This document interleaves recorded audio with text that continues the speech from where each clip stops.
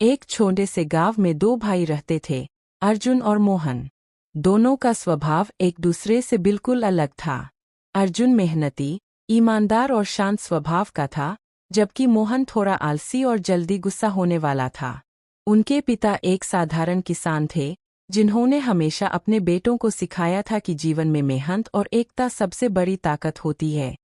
समय बीतता गया और एक दिन उनके पिता बहुत बीमार पड़ गए। घर की सारी जिम्मेदारी अब अर्जुन और मोहन पर आ गई। अर्जुन ने तुरंत खेतों का काम संभाल लिया और दिन रात मेहनत करने लगा। लेकिन मोहन काम से बचने के बहाने ढूंढता रहता था। वह सोचता था कि बिना मेहनत के भी सब ठीक हो जाएगा। एक दिन गांव में सूखा पड़ गया। खेतों में पानी नहीं था और फसलें सूखने लगीं। अर्जुन परेशान तो था, लेकिन उसने हार नहीं मानी। उसने गांव के पास के कुएं से पानी लाने का फैसला किया, जो काफी दूर था। वह रोज कई बार वहां जाता और पानी लाकर खेतों में डालता। मोहन ने यह सब देखा, लेकिन उसे यह काम बहुत कठिन लगा।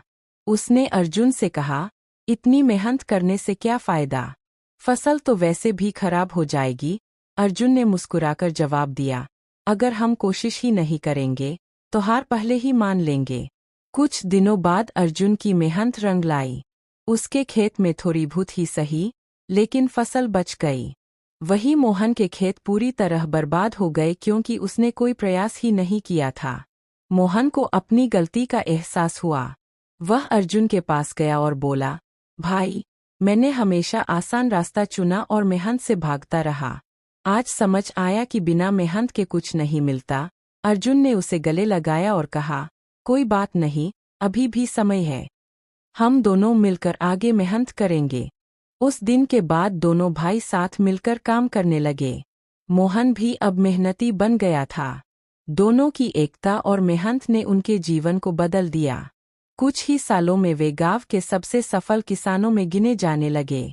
उनकी कहानी पूरे गांव के लिए एक प्रेरणा बन गई। लोग कहते थे, जहां एकता और मेहनत होती है, वहां सफलता खुद चलकर आती है। एकता और मेहनत मिलकर हर मुश्किल को आसान बना देती है, और सच्ची कोशिश कभी बेकार नहीं जाती।